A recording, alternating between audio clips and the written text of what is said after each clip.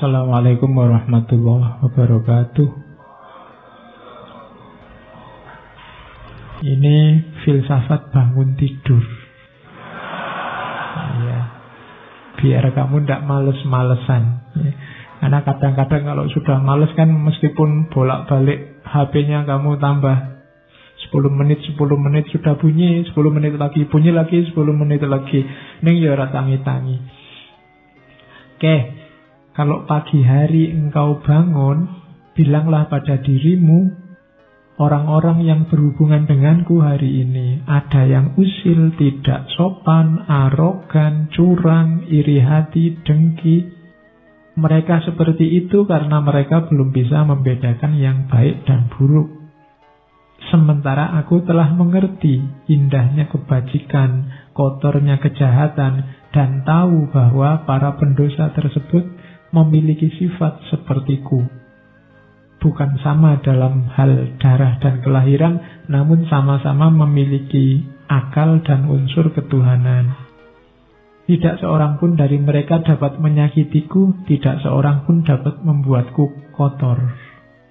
Aku pun tidak pantas marah pada mereka atau membenci mereka. Kami dilahirkan untuk bekerja sama seperti kaki, tangan, dan mata, sebagaimana dua baris gigi atas dan bawah. Saling menghalangi itu tidak alami. Demikian pula saling marah dan saling membelakangi. Itu nanti hidupmu nyaman. Akan ketemu orang yang bikin kamu mangkel, bikin kamu jengkel, bikin kamu benci, pasti. Tapi ingatlah bahwa mungkin kejelekan yang mereka lakukan itu karena mereka tidak sadar. Sementara kamu sekarang sadar. Dan diingat juga bahwa orang lain itu punya kualifikasi sama persis kayak dirimu, yang tidak pantas untuk kamu benci. Dan jangan takut, mereka tidak akan bisa membuatmu kotor kalau kamu sendiri tidak mengotori jiwamu. Nah, ini nanti kamu jadi mantap. Kalau kamu pagi hari bangun kok males, kamu baca ini. Saat fajar terbit, saat engkau malas bangun, katakan pada dirimu, aku harus bekerja sebagai manusia. Aku harus menawar apa lagi untuk bekerja, sebagaimana tugas kelahiranku. Ayo bangun kan maunya itu, kerjalah. Tanyakan pada dirimu, kalau masih nggak mau bangun, apakah tujuanku diciptakan itu untuk ini, meringkuk di bawah selimut dan mereguk kehangatan? Terus kan kamu tetap bisa jawab, tapi kan nikmat, namun betapa nikmat seperti ini. Ditanya lagi sama Markus, jadi engkau lahir untuk mencari kenikmatan, bukan untuk bertindak dan mencari pengalaman. Tidakkah engkau lihat tanaman, burung, semut, laba-laba, lebah, semua menjalankan tugasnya, membuat harmoni dunia terjaga, sekuat mereka bisa. Mengapa engkau tidak segera menjalankan tuntutan alamiahmu? Terus kamu jawab lagi, tapi kan bukankah orang itu harus istirahat, ada tidurnya juga? Jawabnya Markus, setuju. Namun alam memberi batas untuk itu, sebagaimana dengan makan dan minum, dan engkau telah melampaui batas. Engkau telah berlebih dalam istirahat, namun kurang dalam bekerja. Engkau tidak cukup mencintai dirimu. Engkau tidak mencintai sifat alamimu dan tugasmu. Orang yang mencintai tugasnya, mengabdikan diri dan menjalankannya, bahkan kadang sampai lupa makan dan mandi. Sementara kamu lupa tugasmu gara-gara tidur. Apakah engkau tidak menghormati dirimu sendiri sebagaimana pelukis mencintai lukisan, penari mencintai tarian, orang pelit mencintai uangnya, atau pemburu jabatan mencintai statusnya? Saat mereka benar-benar dipengaruhi oleh yang mereka kerjakan, mereka bahkan tidak makan dan minum karena menjalankan kecintaan mereka. Kalau ini rumus hidup sama orang lain. Kapanpun kau menemukan kesalahan pada diri orang lain, tanyakan pada dirimu, apa kesalahan yang pernah kulakukan yang mirip dengan kesalahan yang akan aku kritik ini? Kalau ada orang lain salah, tanya pada dirimu, pernah gak kamu melakukan salah yang sama atau mirip? itu nanti akan mengurangi kadar agresifmu terhadap kesalahan orang lain. Saya ingin balas dendam, Pak. Ada orang menyalahi saya. Katanya, Markus, balas dendam terbaik adalah dengan tidak menjadi seperti musuhmu. Balaslah musuh yang mencaci makimu dengan tidak mencaci maki. Itu balas dendam terbaik. Balaslah musuh yang menyakitimu dengan tidak menyakitinya.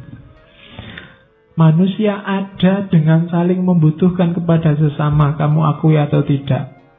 Kamu harus hidup bareng orang lain, mau atau tidak. Maka kalau kamu tidak mampu mengajari mereka, belajarlah untuk tahan hidup bersama mereka. Sudah kamu nasihati kok tidak pulih-pulih jadi baik, ya gimana lagi? Sekarang kamu latih dirimu untuk kuat bareng mereka. Misalnya kamu punya teman sak kos-kosan berdua, kok ya males mandi. Sudah kamu nasihati, tetap males mandi. Solusinya apa? Kamu latihanlah untuk bisa tahan dekat orang yang males mandi. Nah, jadi rumusnya simple. Kalau kamu tidak tahan terus, sementara dia tidak berubah-berubah, kamu akan hidupmu tersiksa terus. Loh Pak, kok dia tidak berubah? Kamu tidak menguasai perubahan dia. Yang bisa kamu kuasai kan perubahan dirimu. Lebih gampang melatih dirimu untuk tahan bersama dia dibandingkan kamu mengubah dia. Ya doakan saja dia bisa berubah. Tapi kalau tidak, kamu kuat hidup bersamanya. Kemudian lagi, lakukan apapun yang kamu inginkan. Bahkan jika engkau memecah belah dirimu, sebagian besar orang akan melakukan hal yang sama seperti sebelumnya. Ini maksudnya, kamu jangan terlalu pusing dengan kelakuan orang lain, tindakan orang lain. Kayak tadi, wah orang Indonesia ini kok tambah tidak toleran orang ini. Kamu kan sumpek sendiri. Sudahlah, kamu lakukan yang menurutmu baik. Kalau kamu ingin mengubah mereka, bahkan sampai kamu mecah-mecah dirimu, kamu katanya Markus, mereka akan balik lagi seperti adanya. Itulah karakternya manusia. Terus merasa sayang pada orang lain meskipun mereka melakukan banyak kesalahan adalah sifat uniknya manusia. Engkau dapat melakukannya. Cukup dengan mengakui bahwa mereka juga manusia. Mereka melakukan itu karena tidak sadar, berlawanan dengan kata hati mereka. Dan kita semua akhirnya akan sama-sama mati tidak lama lagi. Kita ini hidup bareng-bareng. Ada orang yang salah, ada orang yang bisa diingatkan, ada orang yang tidak bisa diingatkan. Pada akhirnya sebentar lagi semuanya mati. Maka kamu tidak usah terlalu sibuk, terlalu bingung dengan itu. Tidak masalah. Ingatlah, mereka tidak benar-benar menyakitimu, dan mereka tidak melenyapkan atau mengubahmu, melenyapkan kemampuanmu untuk milih. Hidupmu tetap bebas tanpa harus terikat oleh mereka, meskipun kamu hidup bersama mereka. If any man despise me, kalau ada orang menjahatiku, itu urusannya dia.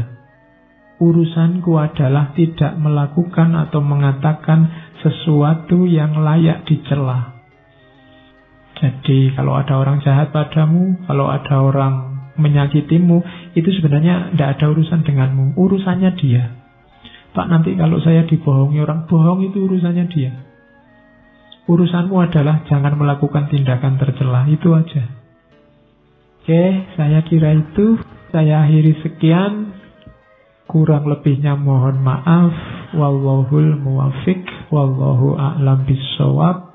Wassalamualaikum warahmatullahi wabarakatuh.